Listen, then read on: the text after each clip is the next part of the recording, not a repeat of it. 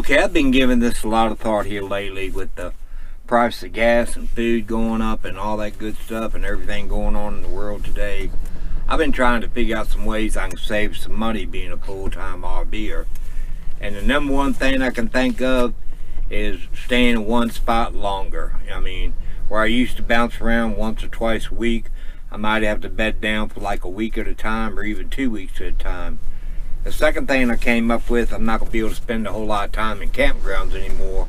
Maybe once a week going and get me a campsite, and that way I can get me a shower and, you know, restock. If I'm not boondocking with somebody, you know, a buddy or something, I can drop my trailer in a campground and go about my business and restock and everything. Then go back out to BLM land where you can stay like 14 days and you have to move 25 miles away. But yeah, that's probably what I'm gonna start doing is a lot more boondocking, a lot less driving, watching my money. I mean, every penny seems to be counting these days. A lot of my friends, what they're doing, they're getting jobs like work camp. You can go online and there's always work camp jobs. You can go to work for the Forest Service, you know, being a camp host, or you can go to BLM campground and be a camp host at BLM campground. I mean, there's different things you can do where you can, you know, have your place stay for 3 or 4 months and, you know, not have to worry about moving around the gas or paying campsite fees. Back home in Virginia, you're allowed to be a camp host for 30 days, which is pretty cool. They give you electric site, and sometimes they give you water sites. Most of the time they don't give you sewer. But for 30 days, you don't have to worry about any bills added up because, you know, you're not traveling. You're just being a camp host. So that's one way I've been thinking about. Next thing I've been thinking about is, you know, just boondocking a whole lot more. Just staying on boondocking, like I stated earlier in the video, going once a week at a state campground and catch your shower. And another thing is staying in a vicinity, you know, like a certain area, like a 50-mile radius. Like here in Capitan, you got Carrizozo, you got the BLM campground. It's got showers. You got Ranchman where you can boondock. You got Baca where you can boondock. You got Cave Cove where you can boondock.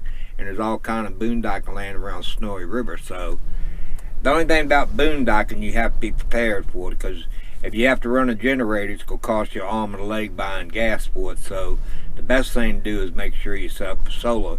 Myself, I got 2 100-watt panels. I got 1 200-watt panels. I got I got 4 portable power stations. So I'm pretty good to go, because on a Scamp, you can't really put panels on top of this camper because, you know, first of all, the camper is round, and second of all, I don't want to put the weight up there, and third of all, I don't want to be carrying around 3 or 4 lithium batteries, and I don't even have a clue what they weigh. But I'm real funny about the weight I carry, so I like to keep my weight down. But yeah, try to get you as many passes as you can. If you get the American Beautiful Pass, you get half price at Corps of Engineering campgrounds, and also you get half price at BLM campgrounds, and then you get free admission into your national park. Go ahead and do it.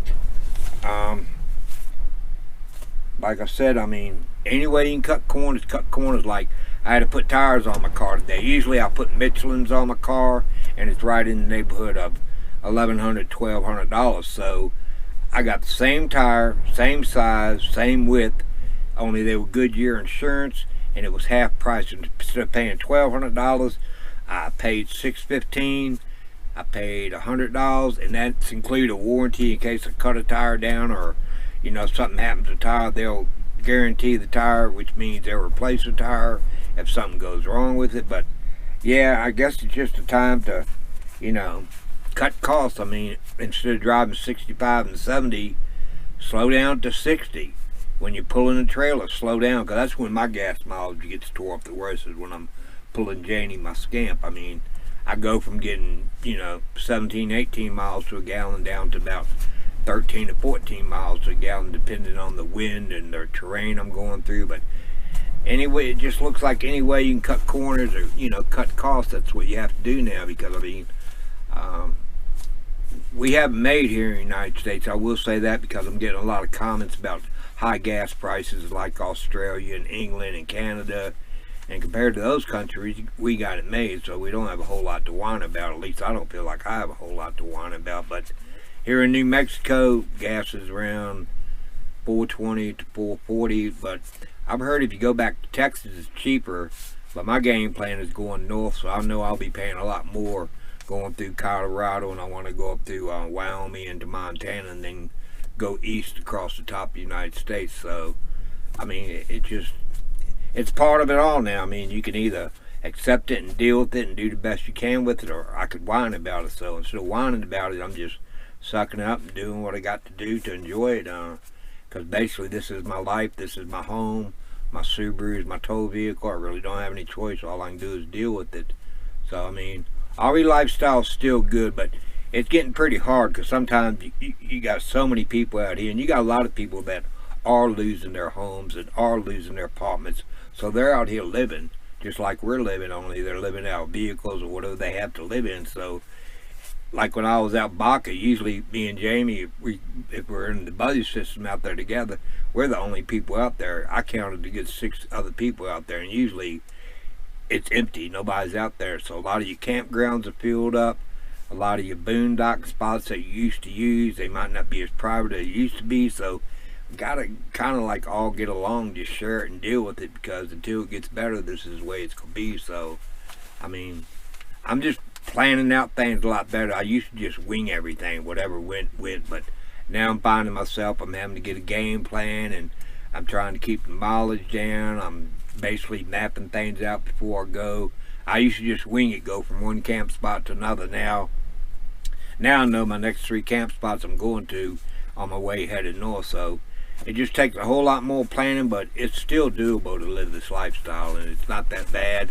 You just, you know, one way or another you go pay, just inflation. I mean, it's just the way it is. But I got one good thing to show y'all. I got me some shirts made. So check this shirt out. Let me know what y'all think about it. Is that pretty cool? Is that a pretty cool shirt? Hopefully y'all can see it, make it out. But yeah, I got them made, you know, for my channel. I might start distributing them or selling them. Not really, haven't made up my mind yet. But little man down there sleeping. Come here, baby boy. Come here. Come on, little man. Come on. Little man. You're not going to come see daddy? Come on. Come on. Yeah, come on. Get up here in the camera. Come on, big boy. Come on. Little man, come on. There's my big boy. Yeah, say hi to everybody. Say hi. Say, yeah, that's my big boy right here. He's being shy today, but yeah, that's my game plan. Just settle down. Less traveling, more boondocking, and better plans, and I think it'd be good to go. But anyway, hopefully that advice will help y'all, and I don't want everybody to think, you know, down on RVing, because it's no use getting down on it. Just, you know, things are changing. You just gotta follow the flow and change with time. But anyway, that's my view on it all. So hopefully this video will help y'all. If you enjoyed the video, give me a thumbs up. If you'd like to support my channel, I'll put the links below in the description of the video, and I'll see you in the next video. Y'all enjoy and stay safe. Okay, I'm going east towards Roswell on 380, and once you pass this graffiti rock right here, that's going to show you the way to Baca. The next turn to your left will be Baca campground, and yeah, once you go by that rock, it's your next sharp left turn. So it's really not that hard to miss. But okay, we're now entering Baca.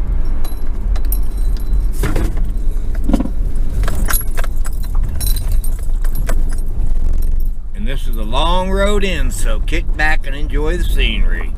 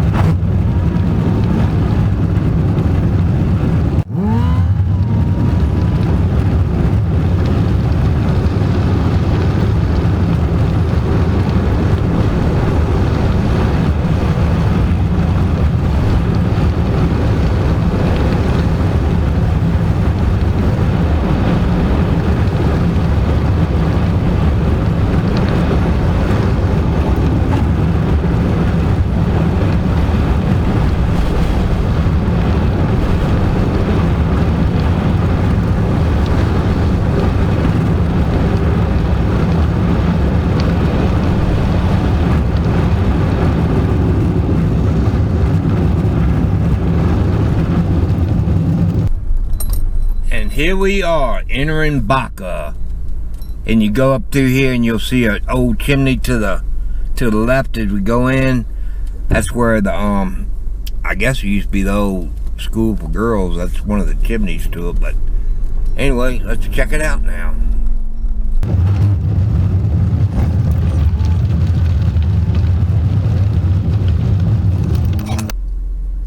Okay, that there is old chimney. At one time this was a CCC camp, and then after that it was a boarding school for girls. So that's really, you got a couple concrete pads, but other than that, that's all you got. But there's a few people milling around, but I'm gonna go ahead and head to camp.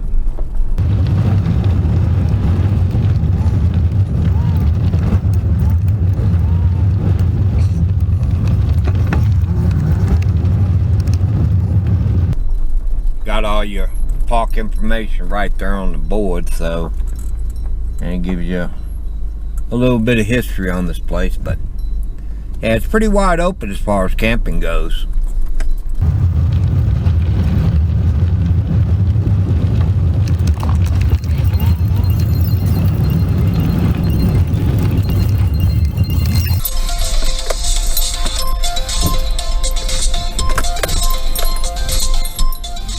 I don't know where this guy's going, but it looks like he's right into our campsite, I reckon.